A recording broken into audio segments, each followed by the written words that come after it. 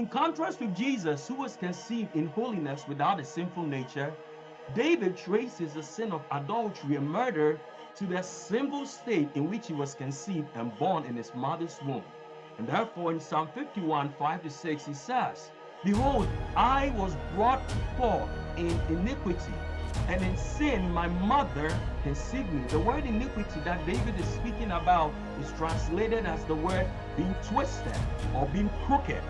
And David says this as he's born in sin.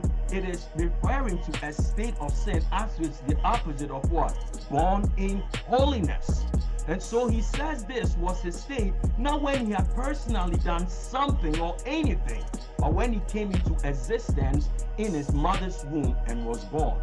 And he says this of himself not to excuse the sin of adultery or murder, but rather because of his murder and adultery are the inevitable consequences of his sinful state and nature at conception and birth. And therefore he uses the simple state of at birth to argue for why God should show him what?